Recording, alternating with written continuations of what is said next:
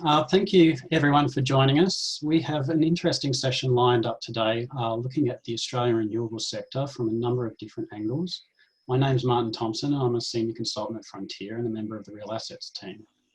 We have three guests today with different perspectives on the Australian renewables sector. First up to introduce the session and to provide Frontier's perspective will be Isabel Demir.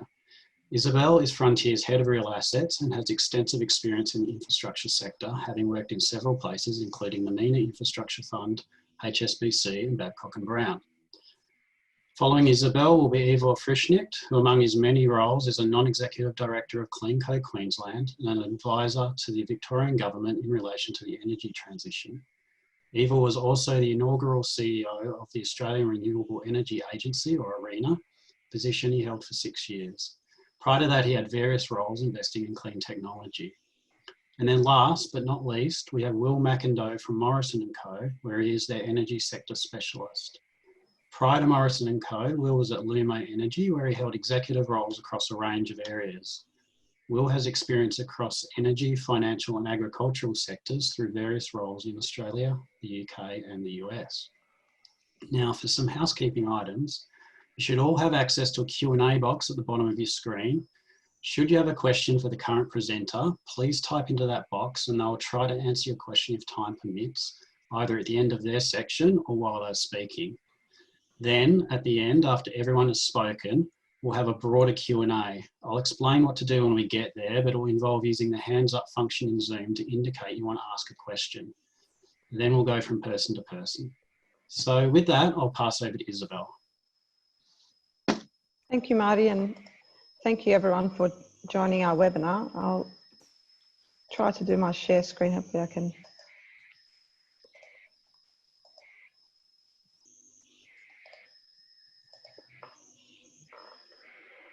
Great. Frontier client exposure to the renewable sector goes back to the mid-2000s. Back then, pure play renewable managers were rare and our clients mainly gained exposure to the sector through diversified infrastructure portfolios. It was mainly wind and hydro investments. Solar generation was not economically feasible. Assets had long-term offtake agreements, so long-term power purchase agreements for majority of the life of the assets. And considering these were fully contracted assets, the returns were attractive, sort of in the mid-teens. Fast forward 10 to 15 years, and today the market structures are quite different. Solar power is the most common and lowest cost renewable technology. There are many market players, including specialized managers, foreign investors, and some of our clients have even invested directly in the renewable space. The change in market structure has been most evident in the last 3 to 4 years. The chart that you're looking at on this page is the capital invested into the Australian renewables market since 2004. You can see that since 2016, there's been around $25 billion of capital invested into the sector, effectively doubling Australia's renewable energy capacity to about 20 gigawatts, or just over 40% of the system's total capacity. The rapid build out has come with some challenges, which I guess makes us approach the sector with some caution. I've listed a number of factors around the map on this page, but I think we can put them into three broad categories: the technical issues, regulatory issues, and financial. On the technical side, Australia's grid, the transmission grid, is long and narrow. In fact, it's one of the longest transmission grids in the world. And it was designed for conventional forms of power generation, thermal power generation, which runs and is dispatched in a relatively predictable and stable manner. Renewable energy, on the other hand, by its very nature, is intermittent and unpredictable. And this unpredictability is what causes issues or system instability. It's like trying to put a square plug into a round hole, if you will. If we take on a recent example of curtailment, Australian energy market operators had to intervene in the power market over 200 times in the last year to curtail or effectively stop the power being generated by renewable energy players in order to ensure system frequency and stability. We've heard of stories of wind farms in the state where they've been operating at below 50% capacity for over 6 months. Unfortunately, this is all at the risk of and expense of the equity investor. On the regulatory side, we still don't have a clear federal policy. There's some support at the state level for renewable energy targets and other support mechanisms, particularly in Victoria, South Australia and Queensland, but by no means a coherent strategy across the country that gives us comfort. Related to this regulatory issue is the exposure to merchant power prices. Unlike in the past, assets today don't have power purchase agreements or contracts for the revenues beyond 2030 when the renewable energy target or the RET scheme expires. This means that for the majority of the asset's life, investors are having to rely on merchant power forecasts that often are unreliable because you're forecasting beyond 2030. The difficulty and added difficulty is that without lack of government and policy support, forecasting 10 years out is even more difficult. So equity is taking all the risk at the back end of the asset's life. These make us question whether all of these challenges put together actually are adequate for the risk-return trade-off that the renewables market offers today.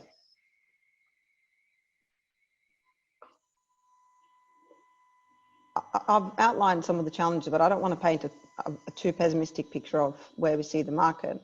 Many of the issues, particularly the ones related to grid stability, are being addressed. For instance, if you look at the map on the right with the colourful lines, you can see the integrated system plan that the Australian Energy Market Operator is undertaking. It includes a number of transmission projects to strengthen the grid and accommodate rollout of further renewables. These range from near-term projects to 2035, 2036. We've held a cautious view on near-term investments in the Australian renewable sector, but we are definitely supportive of long-term investments in the sector, provided some of the challenges that I've outlined, the technical and regulatory aspects, can be resolved. We recognise that the sector can provide stable yield and strong returns that are uncorrelated to other asset classes, but also other subsectors of infrastructure. This was evident in recent months with the impact of COVID-19, where we saw GDP-linked assets such as airports and toll roads get heavily impacted, and their valuations have declined materially, whereas renewable investments haven't been impacted or have been very minimally impacted.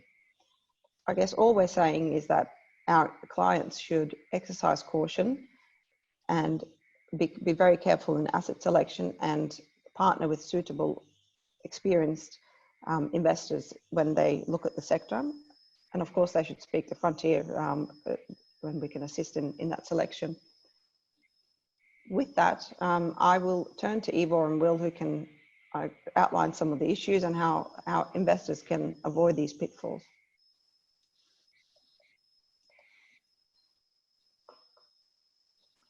Shall I just talk, Martin?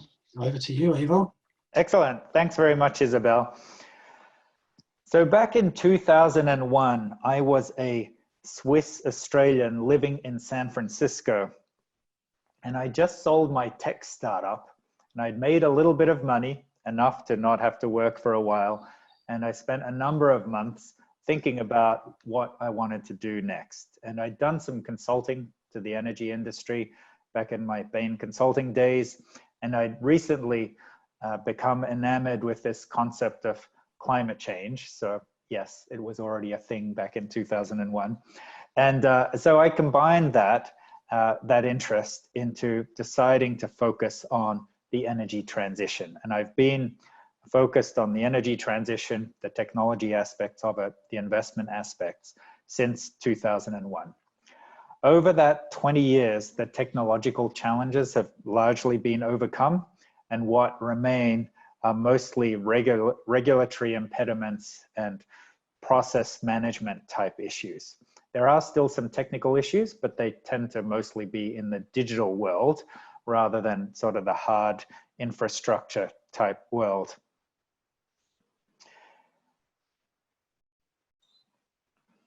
So thanks for logging on and being part of this. This is my first COVID presentation, so I'm excited. Looking forward to some feedback and questions at the end. I'm not planning to talk about COVID's impact on the energy transition, but happy to do so in the questions section, if you like.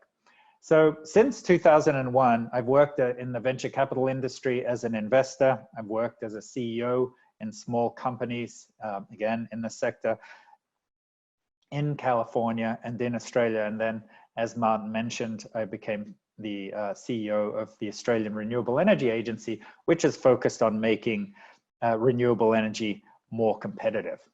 And for almost all of that time, up until 2017 or so, all of my efforts, everyone who was in the energy transition type space, all of our efforts were focused on trying to get the cost of electricity generation down.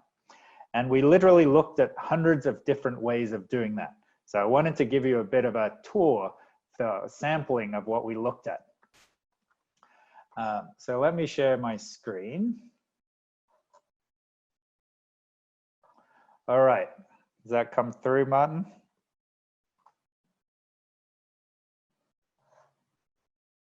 That's working. Yep, okay, great. So solar cells were really expensive in the early 2000s. So the trick was to try to use as little cell as possible and capture the maximum amount of sun. So these were some early rooftop systems. Now, going back less than 20 years. On the left, you've actually got arrays of little mirrors, about a 2x2 meter array, focusing up onto a collector. On the right-hand side is little parabolic dishes, again, focusing onto a solar cell collector, and then the whole array tracks the sun. So just think of how ridiculously complex that seems compared to the solar panels that get bolted onto our roofs today. But then there was another idea. Let's leverage the expertise and the cost reductions that have already been found in the fossil fuel industry. So this is Solar Reserve's solar thermal plant. Right in the middle, you'll see there's a couple silver tanks, so 2 silver dots. Those are big storage tanks. On the left of them, next to the tower, is what is effectively a coal-fired power station. But instead of having coal heat up a boiler of hot water, we've got more than 10,000 mirrors focused at the top of a 200-meter high tower to heat up water and end up at the same point as coal would have done, with dramatically more complexity and also dramatically more infrastructure cost. Incredible feat of engineering. So this is the Solar Reserve plant that was planned for South Australia for a while before it was abandoned. We actually have our own version of this, a very small version, in the form of Sundrop Farms. This is near Port Augusta. It's a tomato growing greenhouse operation, and the mirrors on the right focus up on the tower, generate some electricity. The waste heat is used for desalination and for heating the greenhouses, which is kind of interesting. Then, of course, we looked at wave energy. This is Carnegie in Western Australia that has this underwater buoy that bobs up and down and generates energy in the process quite expensively. There's tidal stream. So we didn't actually do any of this deployment in Australia, though many people looked at it. Gives you a sense of the scale and the complexity of the thing. The one thing that was actually being invested in at some volume was wind, conventional wind generation. Lots of subsidies for it in California and Europe, and that was kind of starting to get some volume, but there was really nothing else. So people thought, well, if wind on the ground can work, what about wind up in the sky? There's a lot more wind up in the jet stream. Never mind that it's several kilometers high. You just effectively have these kites with rotors on them that are tethered to the ground. And people took this sort of stuff seriously and invested in it not so long ago. It's hard to believe it was only 15 years ago or so. Bioenergy. So this is an abattoir near Goulburn, and what they've done here is taken their waste ponds and simply covered them. So the methane that was going to get generated and escape into the atmosphere anyway is captured and then turned into electricity. Then geothermal, a big investment disaster in Australia about a decade ago, a little more than a decade. This is the Geo Dynamics plant in Aminka, northeast South Australia. So it actually did work technically. It did produce electricity at enormous cost. So after all of this, how did we end up with wind and solar as the ones that won? I'm going to offer you 3 reasons. The first is, and this is probably true for many of the technologies I surveyed, it was a very long shot in the first place. So this is the Geo Dynamics Exploration Rig. And for those of you familiar with oil and gas exploration, you'll recognize it as a pretty standard drilling rig from that industry. And in fact, it is exactly the same rig. The big difference between drilling for oil and drilling for hot rocks or hot water is that when you hit a good reserve for a good deposit for oil, you end up generating $1 million from your well per day. Whereas hot rocks, hot water, if you're lucky, can generate something like $3,000 worth of electricity per day. So those economics just don't make any sense. And I'd suggest that the same is true for large-scale solar thermal. It can only work when you had extremely high subsidies for carbon reduction, like a big carbon tax. And in fact, we're talking about $200+ per ton is what was needed for fuel switching. Whereas in Europe, it seems to be working just fine in that $20 to $30 type range. Or you needed to just ban fossil fuels. And neither of those seemed like they were going to happen anytime soon. And so those technologies just fell by the wayside. The second category is types of technologies that actually work, but they're just very limited in scope. So biofuels, if you've got a waste stream and you need to deal with it anyway, and that's true for agriculture, parts of agriculture, sugarcane primarily, in terms of cutting stuff down in the agricultural space, forestry industry, pulp and paper, sewage waste, some municipal waste. You've got that waste stream, by all means turn it into energy, and you can do so economically. Geothermal, if you've got a volcanic resource near a swimming pool that needs heating, perfect, use it. Trouble is that you put all of these opportunities together and they're never going to be more than single-digit percentages of the energy system. Third reason, I call it the rotary engine problem.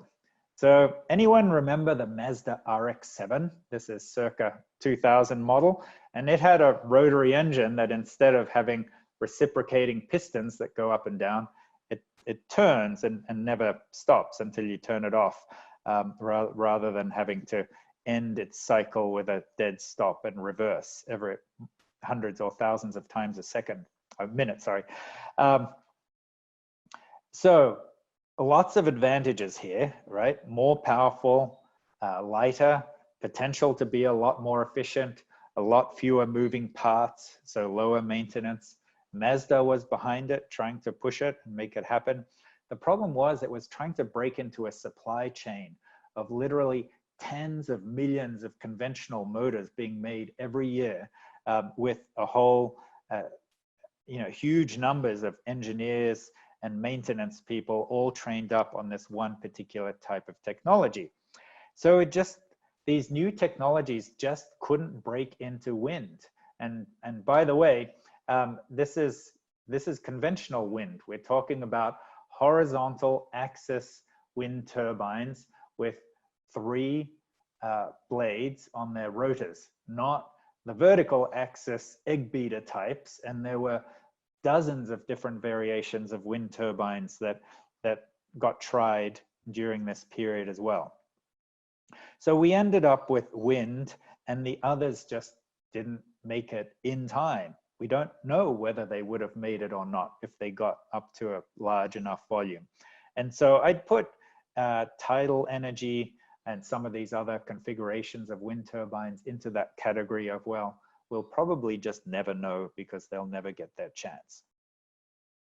So how did solar PV, I haven't mentioned it yet, how did solar PV make it to be competitive with wind?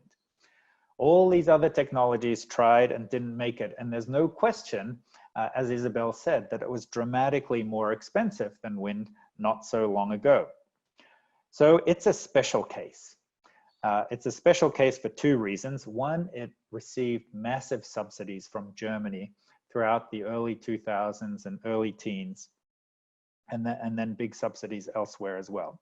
And then it has a phenomenally steep and unusually steep learning curve or experience curve. So for every doubling of output, cost went down about 20%. And that continues. The result is consistent and massive over delivery on the projections for solar. So I'm going to give you a sense of just how much that over delivery was, and it'll help you think about the future of solar, hopefully. So this is BP Solar. You may remember they were a manufacturer of solar panels in the early 2000s in Australia, near Botany Bay in Sydney. And this is their hype slide that they presented in 2006. They were saying if all goes spectacularly well, we get a bit of support from the government, we will be able to create a solar rooftop industry of as much as 60 megawatts per year by 2012. Now, helped by subsidies, of course, but in 2012, the actual was 1,000 megawatts. With dramatically fewer subsidies in 2019, it was 2,600 megawatts, and we have over 10 gigawatts installed today. So that's sort of over delivery from perspective one. Second perspective is a global one. So the IEA, which is kind of a middle of the road, maybe slightly conservative forecaster, International Energy Agency, forecast in 2006 and 2010 what their growth for solar would be through to 2015. And then Greenpeace, in their most aggressive, the energy revolution forecasts, also put out a forecast, and you can see those lines there on the graph. The red is what actually happened. And by 2013, we got up to 140 gigawatts of capacity globally. Today, just 6 years later, we have 590 gigawatts. The last perspective I'll give you on this is the Australian one. So when I was at ARENA, we realized that solar in Australia just was not getting adopted at a large scale the way it was overseas. And we are puzzled by this because great resource, you know, the solar panels and the inverters are imported anyway. So why don't the overseas developers just come here? The answer, it turned out, is that many of the learning curve effects, so the learning that happens, is local. So the cost of capital only comes down with local experience. The cost of construction only comes down with local experience. So for example, they were concreting in piles for solar farms in the first solar farms that were constructed in Australia, whereas now they have a robot that just drives along and punches them in, like at the rate of 1 every second or 2. So that, you know, it just gives you a sense of the dramatic improvements in construction efficiency.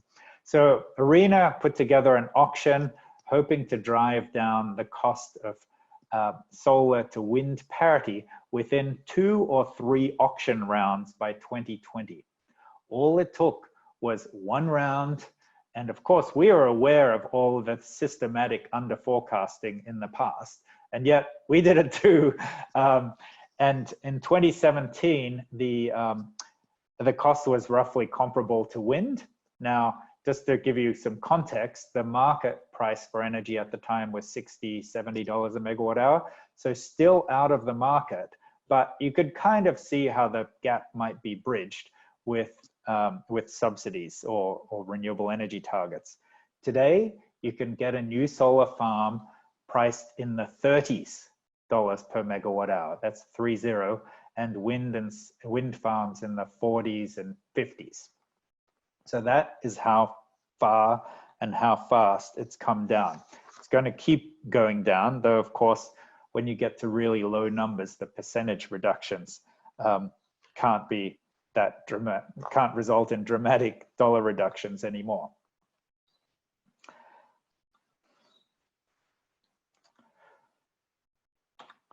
So I'd like to just give you a quick overview of the national electricity market to give you a sense of how the system might evolve over time.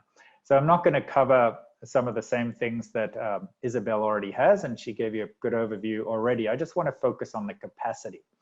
So this graph, and it's a Morgan Stanley graph, shows you coal generation capacity in brown and black, about 23 gigawatts, and it shows you the wind and solar together. This is large scale at 11 gigawatts today and growing to adding another 7 that's in construction. So from that graph, it looks like wind and solar already have a pretty big chunk of the capacity, and they do. But the thing we need to keep in mind when we look at graphs like this is that coal, true for gas as well, can generate something like 85 to 90% of the time, whereas solar can never generate at night. In fact, and there's clouds and mornings and evenings and so on. It ends up getting an average of maybe 30% for a really good solar farm. Usually it's more like mid to high 20s. Wind, a good wind farm today is in the low 40s. 40% of the time it's generating at peak capacity. So you just don't get the same sort of output in terms of gigawatt hours as you do from coal. So if you were to replace the 23 gigawatts of coal that we have with, say, purely solar, you'd probably need at least 100 gigawatts of solar to make up for that, partly because it's not always generating, and partly because you're going to have some storage, and storage will have some losses in it. And so that is just a way of telling you that this graph is going to look dramatically different in 5 or 10 years. And it's going to take something like $80–100 billion of additional investment just in generation. And then there's probably as much again in transmission and storage. So I'm going to try to stop presenting at this point. And you can start looking at me again, see if I can manage to do that.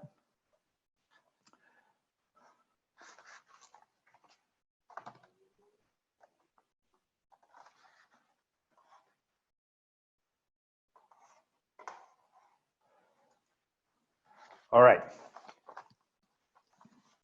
So let's get back to how we actually run a system on renewables.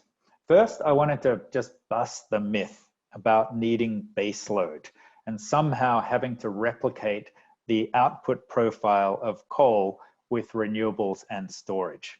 That's just complete rubbish. What we need is an exact match of supply and demand of electricity at any given instant. Otherwise, you have a blackout. But there are a lot of different ways to get that match. You can have flexible generation, you can have flexible loads. Adding solar plus wind together makes it more reliable. Spreading it out in different locations helps. Of course, there's storage like hydro and batteries. We're going to have peaking gas for quite a while. You can also run your wind and solar at 70% output or at 50% output. And that gives you a lot of instantaneous peaking capacity. So today we think of any curtailment in a solar or a wind farm as a terrible thing because we've done our economic models assuming we can export everything we generate and sell it. But there's no reason to do that given the low prices. We can just spill some of the generation and effectively use it as peaking capacity, that extra headroom that we have. Also, as a system and a society, we've incentivized users of electricity to create demand that suits coal. And coal has steady output and it's slow to respond. So we've had a century of tariffs to flatten the use of electricity. We've been successful at that.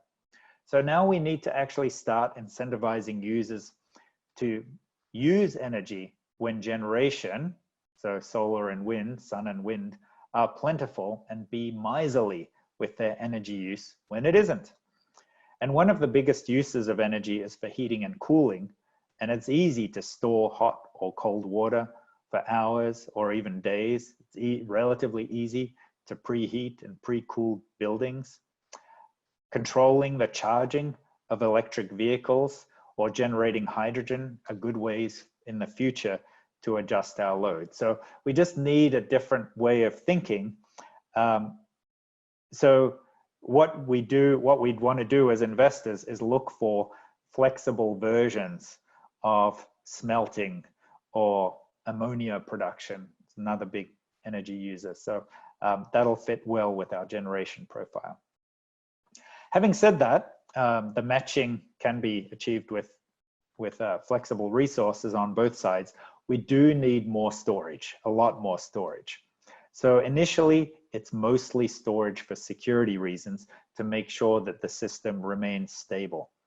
Most of that storage is only for a few minutes, but it adds up to a lot of instantaneous capacity. So as we approach 100% renewable energy, we're actually going to have a storage requirement for 100% of peak demand, which is a huge amount. Now, AEMO just published, as the energy market operator, just published a renewable integration study in which it details how to get to a system which is 75% renewable energy at any given moment in time. That compares to today, where the system is limited to 50 to 60%. The changes are pretty straightforward from a technical perspective, and they're achievable by 2025 at relatively modest cost.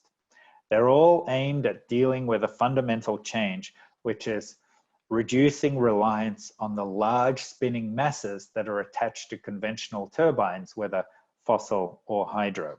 So wind and solar don't have that large spinning mass. So the changes are, just to give you a flavor of them, are process changes like improving the capturing and use of generation forecasts. So as Isabel said, renewables are not intermittent and unpredictable, but simply variable and highly predictable. So we're halfway there, but we can get a lot better with existing technology. There's regulatory changes needed so that, for example, all those services that are provided by large spinning masses for free, we want to somehow incentivize those. Now, one of the problems that we have is that the rule-making process in this country is incredibly slow, and it simply isn't able to keep up with the technological change. So I suspect that we're going to end up with a lot more mandates where the energy market operator simply says, well, look, for the safety of the system, we need to do the following. So if you want to build a plant, you have to put in the following systems, and they're going to cost you money. In some cases, those kinds of mandates are even retrospective. So the pitch there is, you've got to add this capability or we're simply going to curtail you. And that's already happened in Northwest Victoria and far north Queensland. However, the market operators are acutely aware of this impact that they're having on investors, and I suspect that they'll really work hard to try to minimize that retrospective impact that impacts on investor returns. The Commonwealth and state governments seem less aware of the impact they have in creating uncertainty in the markets. So we have some examples. Snowy 2.0 is being built at rather large cost. not clear that it's exactly the right thing for the system today. The renewable energy zones are being driven by state governments, and there's good reason for them. They reflect the failure of the wider regulatory process and planning process. But nevertheless, it means that these new zones are going to be created with unknown consequences for both existing and new investors. There's the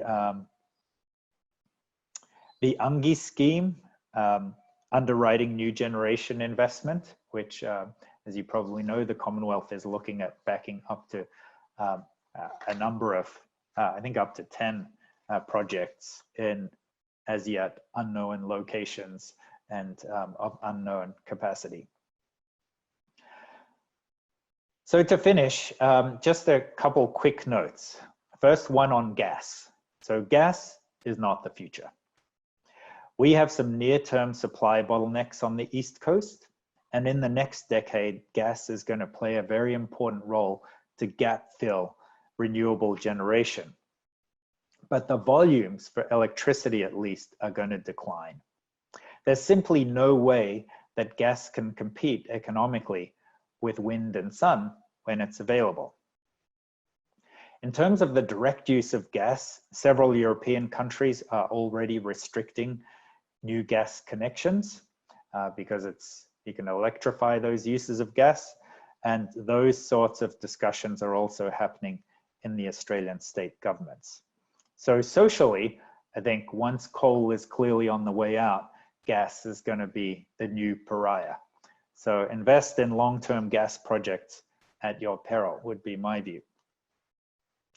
My second last thought is just trying to answer the question of why do we care about policy stability in this space when clearly the economics are so convincing?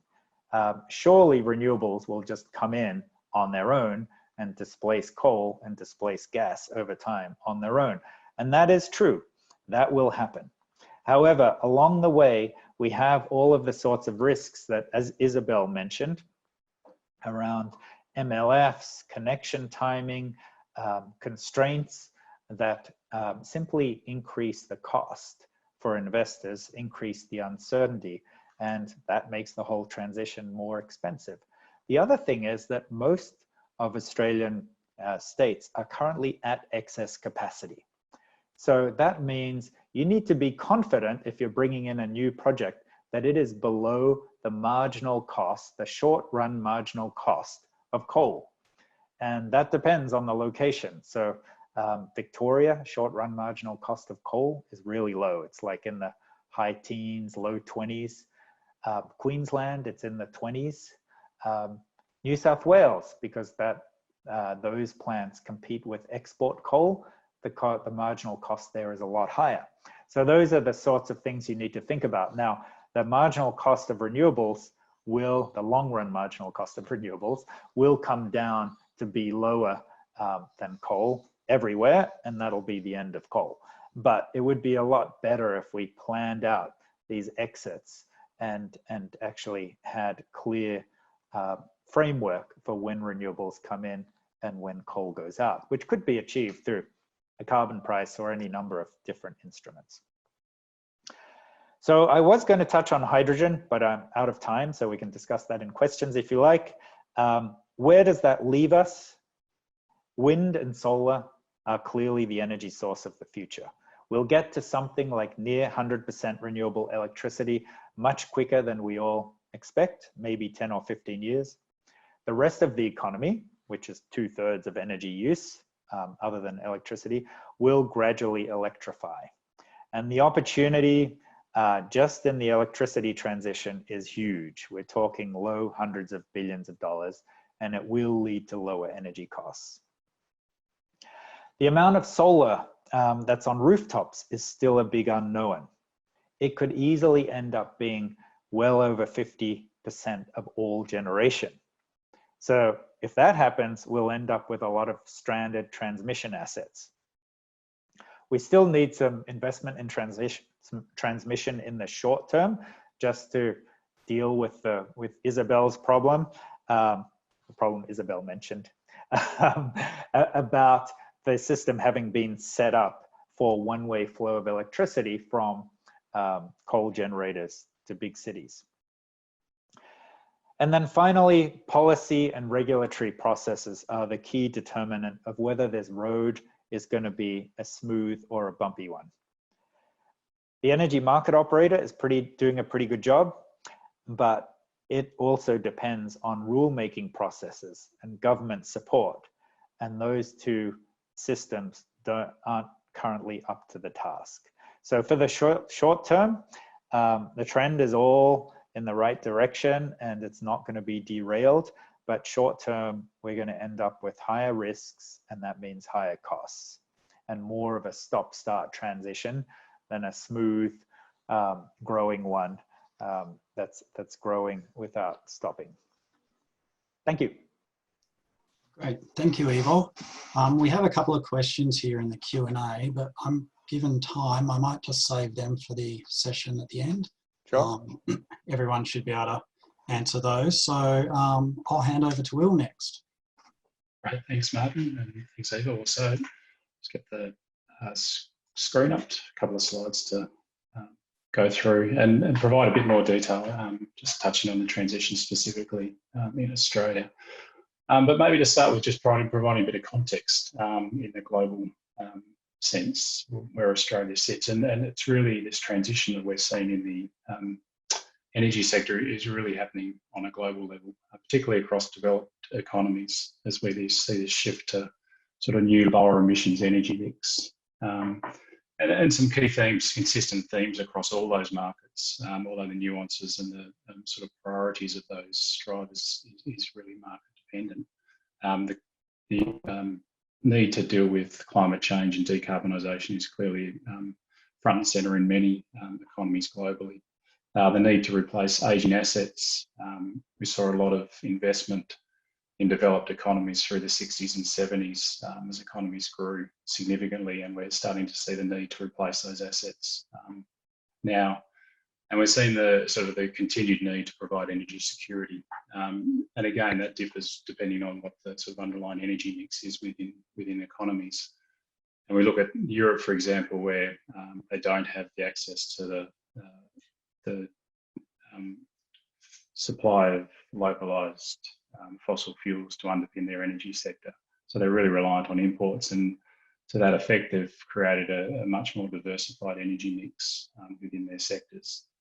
And they've certainly got strong political and social support for decarbonisation, but they've got a clear driver around energy security, which reinforces their drive to put through renewables into their market and alleviate their needs for imports. We look more at the US and Australia, where they do have, and we certainly do domestically, have the underlying availability of fossil fuels, which has really progressed the development of the power sectors in those markets and underpinned the development of those markets to date. We look at the US, which for a long period of time relied significantly, like we do, on coal. We've just seen a transition there in the last decade as the rise of shale gas has provided a sort of replacement, lower cost, albeit still fossil fuel source to remove coal from the market. So it's really been gas that's driving out the change in the US, more so than renewables today. Although renewables are certainly gaining traction in that market, and they're gaining the benefits of having a more flexible gas fleet that can help handle some of that intermittency issues that we're seeing here in Australia. The other key thing we're seeing both domestically and globally is this shift away from long-term bundled offtake agreements from governments and large utilities towards a more diverse mix of market-based structures, and often with much shorter tenures. That's really significant in the fact that that's promoting much greater market exposures to project owners, much more exposure to the risks around the markets, and the need to make longer term assumptions in the economics for projects up front. And so we see the need for a much stronger reliance on the confidence of the underlying markets that underpin those projects, the ability to be able to assess the assumptions that underpin those uncontracted revenues going forward. And having the confidence that those we all know that the assumptions are going to be wrong with the future, but having a clear basis for the way that we make those assumptions and the bounds of those assumptions is really important. Particularly when we look at a market like Australia, which relatively speaking is much more a liquid, fewer participants. Already touched a bit around the sort of geographical spread of the physical system, which provides a number of issues that are coming to the fore at the moment as we're looking to put new assets in parts of the grid that it certainly wasn't designed for originally, and we're seeing the impacts of that flow through. And we've got this technology mix, this concentration in Australia, which is clearly around coal. And I guess there's been some change across the past decade, but not a significant amount. I mean, we're talking sort of high 70% down to sort of low 70% contribution to the energy mix over the last decade. And that not only has an impact around, obviously, the sort of emission side of things, but also has an impact around how the market is structured up as well. A lot of the regulatory and policy settings have been established on the back of that sort of centralised, large-scale baseload generation. And Evil's touched on that around some of the impacts that that's now having from a regulatory perspective and the reviews that are ongoing in that space.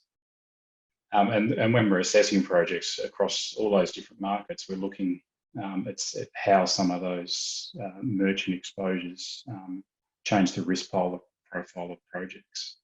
You may have very similar projects across different countries, or with similar contracting structures, similar resource and similar technology. But the confidence in the underlying markets for that post-contract period revenues changes the risk profile and therefore the required returns for those projects. So if we look a bit closer at the sort of Australian piece across the past decade, and I think Isabel sort of touched on this in terms of the investment to date, but what's really clear is it's been a pretty sporadic decade in Australia, both from a policy and an investment perspective.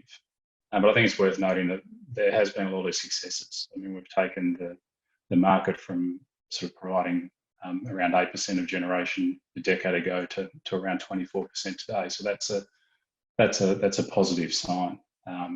But I think that the sort of progress of that market has been on the back of this sort of global phenomenon around cost reductions, which Ivor touched on in a bit of detail, the technology efficiency improvements, which have made them more cost effective in the market. And policy, I mean, it's been a turbulent period. There's been certainly a lot of partisan political debate around renewables in particular and energy policy in this country. But there has been underlying support for growth across that period. But we have seen a couple of really key catalysts. On the consumer side, we've seen ongoing bill increases, retail prices rose circa 70%, over 70% in the period of 2013, and have continued to rise. And that's really made consumers question their household energy bills and look at ways to alleviate that. We've seen that really twofold. We've seen it in a reduction in actual consumption, and we've seen them move towards rooftop solar, where we're now actually sort of leading the world globally on a penetration level. We look at South Australia and Queensland now sitting sort of above that 35% level. And the market operator now having to deal with a behind the meter generation source that's got a capacity of around 9 gigawatts that's uncontrollable. They can certainly look at forecasts, but it's a clear focus of the market operator today as to how that better integrates into the system going forward.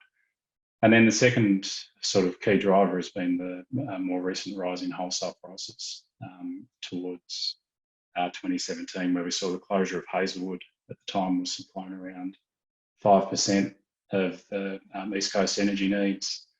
It was an asset that was brought online in the sort of late 60s, having increasing reliability issues and becoming increasingly less cost competitive. So it was an economic decision to take that out of the market. It just so happened to coincide a period of time when Queensland exports were kicking off.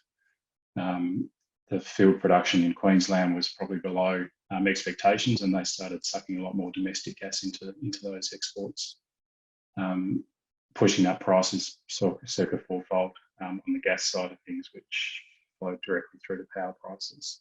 So you had a sort of a policy target that was looking to be met at the same time that wholesale energy prices were rising significantly. So the conversation with corporates, the conversations with governments to get offtake agreements to support that development was much easier on the back of those. And we certainly saw a number of very bullish forecasts as well for the post period to support those projects. Eva's touched on some of the issues that have come through the market as a result of that development, which are being dealt to in a number of reforms at the moment. But what's interesting now to see is that now that we've met the renewable energy target and actually over met it, we're now seeing a decline in wholesale prices, partly driven by that new renewables coming to market and putting downward pressure on wholesale prices. But importantly, also the gas prices having a significant impact on that underlying number as we see global LNG markets move to an oversupply state, likely to stay that way for some time. So it's putting significant downward pressure on domestic gas and flowing through to power prices. So the question is, now that we've met that policy and we're now facing lower wholesale prices, what's going to be the next catalyst for renewables development going forward, even in the face of that sort of technology cost reduction that we continue to see. So if we look a bit more closely at the sort of Australian piece and this transition, certainly you think that there is a sort of a pause at the moment in terms of long-term investment in renewable space, but it's clearly not a termination. We think that the signs and the transition will continue, and in fact it's just the beginning if you look at the volumes that are going to be required, and Eagles touched on those. But we think that there needs to be confidence in and stability in the regulatory and the policy environment, which we clearly don't have to date. We think there is a strong need to have a balance of the risk allocation on projects, along with the coordination efforts and sort of centralisation piece that we're seeing undertaken through things like the Integrated System Plan from AEMO, the Energy Security Board's work around the post-2025 market design, to really give us the confidence that we understand the rules that we're going to be playing with on a long-term basis. And that's clearly not there today. But what is clear is the need that we're going to have to find a replacement for Australia's coal fleet, regardless of where we land on climate change policy in this country. Those assets aren't getting any younger and will need to be replaced. Expected to be certainly over the next 15 years, the expectations is at least half of that supply is going to have to be replaced, which interestingly will be this biggest private sector investment opportunity in this space in the country that we've seen to date. If you think about the existing coal fleet and generation mix in Australia, predominantly is being funded through governments pre-privatisation. So we're now, more than ever, we need that confidence in the regulatory and policy space to underpin that investment going forward. What else is clear is, and Eve was touched on this, is that renewables are the most cost-effective new source of energy into the market. Wind and solar is clearly the cheapest form of new energy, and so will have a significant role to play in that market going forward. But it's not going to be the only technology, and I think as some people highlighted in his presentation, the range of technologies that we've seen sort of come through the market and be promoted through the market to date. Clearly, there's going to be a continued evolution in that space over the next sort of 5 to 25 years as we progress through this transition that we need to try and set the foundations for today, and they'll continue to come through to the market. So it's not that the regulatory and the policy settings won't change over time. I think that they'll need to continue to evolve, but we want to look to get sort of the foundations right now that can underpin the transition that will continue to go going forward, and really help to underpin that sort of commonly referred to energy trilemma around making sure we deal with the needs around reliability, the affordability and the environmental goals of energy policy in this country. So that's probably a recap on where we are. Happy to take questions, Marty, and maybe move into the Q&A given the timing. Yep, thanks, Will. There's no specific questions have come through the Q&A box just yet. But I think that was a particularly interesting point, just the simple scale of the amount of investment that's going to be needed. It's probably something that you don't tend to hear too much about, but you know, there needs to be a lot spent in order to transition our energy mix and to get away from, you know, the old and breaking down coal-fired power stations that we largely depend on at the moment. So with that, we're in the Q&A part of the session. There are 2 questions here that came through earlier. Not sure, Ivor, if you can see the Q&A box at the bottom of your screen. Yep. But basically, it's a question from 2 people. It's pretty much the same question. Do you want me to answer it? Yeah, go ahead. Okay, so the question is, how will the oil price impact on renewables? And so all things being equal, obviously, lower gas prices mean lower electricity wholesale prices, as Will's already outlined. So should theoretically have lower renewables investment. However, what I'm seeing is that even at the lower gas prices in the electricity sector, renewables are convincingly cheaper than that. And in fact, what tends to be the competition for renewables is the short run marginal cost for coal. And in the US, there's been quite a lot of projects that have gone out to tender, and renewables plus battery will often beat out gas. And this is in a context where gas is much cheaper than it is in Australia now.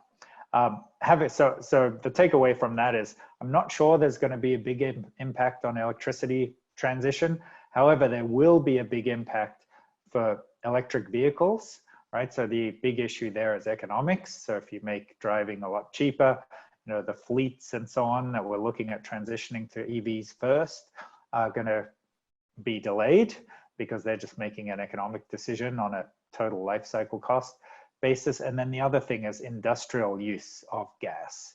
So industry is close to half of all energy use, and much of that is gas.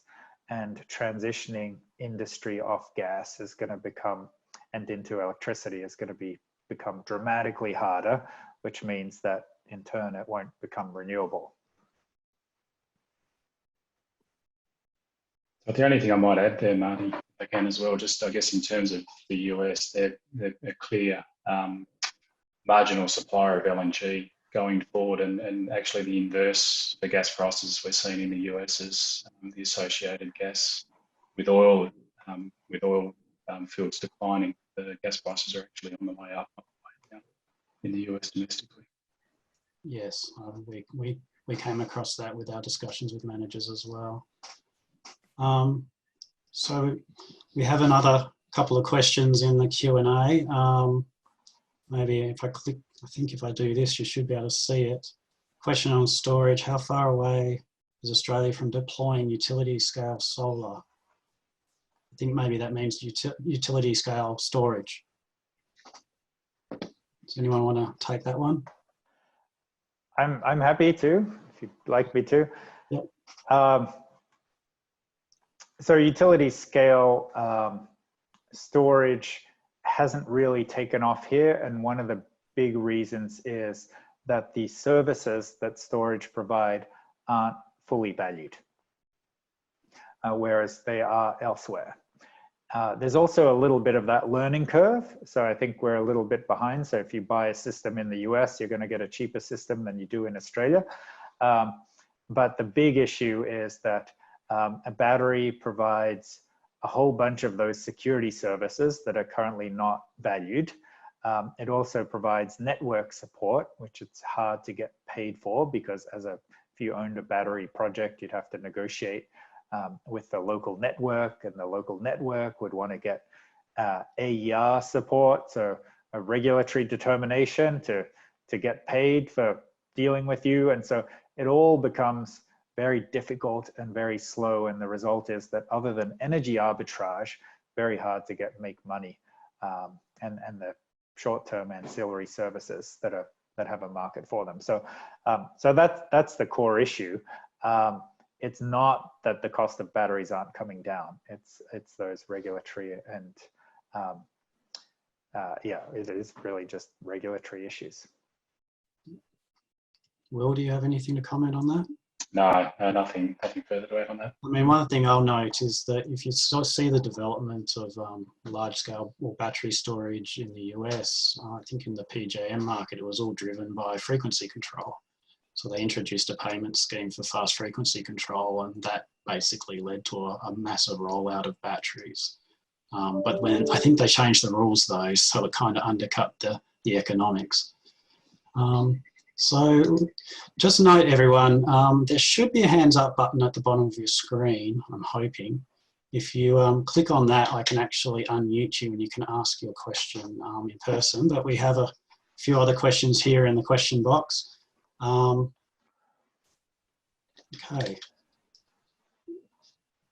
Go with this one. If household solar limits the long-term investment case for additional transmission development, does the same apply for investment in large-scale storage battery?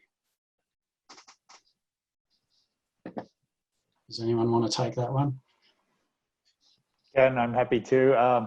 Less so, but yes, same issue. Okay, great. Okay. Should investors in renewables partially foot the bill for the just transition? Could this facilitate faster pace of regulatory change?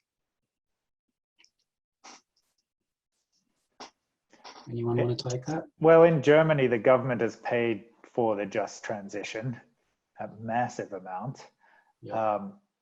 If investors paid for it, it would drive up the cost of renewables. So I guess it just depends on how you want to allocate costs. Okay. Yeah, and I think understanding where the government's role in this is going to be. Right, at the moment, we have a really uncertain position of government as to how involved they're going to be in that transition and what aspects they're going to be involved in. So that increases the risk on private investors, so at the moment, because of that uncertainty. So I think whether it's on investors or whether it's on government, we just need clarity as to what role participants are going to play in that transition. Yep. Great. Yes, Marty, I'll just add that it's not really on the government, because the government, as in the German experience, sort of passed it on to retail consumers, haven't they? They've got one of the highest retail electricity prices. Yeah. Okay. Cool. I'm getting questions through multiple different routes here. Got my chat box as well, which I think you guys can probably see. But we have a question. When are we likely to get regulatory certainty in Australia? To put it another way, at what point is the coal lobby going to weaken enough to allow rational policy? I love that question. Here's obviously it's, none of us are going to have the answer to how to deal with Australian politicians, but in America, all of the major coal companies are in bankruptcy protection, and yet there is an enormous amount of lobbying still going on, and some coal-fired generators are being paid to keep operating even when they're not economic, and when it would be much cheaper to just transition off them. So that's not a great sign for what's to come. Yeah, and I think I doubt whether we'll ever get pure regulatory certainty. I think there'll always be an element of uncertainty in the market going forward. Yeah, certainly it could get better though. Good. Okay, from Ben, you touched on the future reduction in electricity prices. Are you able to discuss the experience in Germany? Anyone want to comment on Germany's electricity prices? I think Isabel just did. So. Yeah, well, I'm happy to say that's right. So they have very high electricity prices. They also had high feed-in tariffs, and there are many who argue that they paid for the reduction of solar prices globally through their electricity prices. So question whether that was wise or not, and there's furious debate about that. But the other thing is they have such high energy efficiency that their energy bills actually aren't that great. Similarly, California. So California, twice the NEM's population, 2.5 times Australia's economy has the same size energy demand, electricity demand, as the NEM. And so that's, you know, and that's not like Californians are incredibly, you know, they have an economy that doesn't do anything. Like they might not have as many smelters as us, but it's quite an industrialized economy, hugely successful, wealthier than us, and yet it uses less than half of our energy per capita. And they have higher prices than us, but they have lower bills. Okay, great. So we've got another one, a question from Andrew. Given the extent of rooftop solar, how important is reconfiguring the grid and storage to deal with localized generation in the road to industrial scale in renewables? Important. And there's actually a regulatory determination underway where the Victorian networks are currently trying to get paid to reconfigure their local distribution networks to support more distributed generation and distributed storage. And distributed storage can be used as a virtual power generator to just like, you know, if you get 1,000 1 kilowatt batteries together, you've got a 1 megawatt generator if you coordinate them all. So that is a big issue. One of the challenges that we have with that whole process is that networks can't currently do anything behind the meter, and that's to protect consumers from their monopoly status.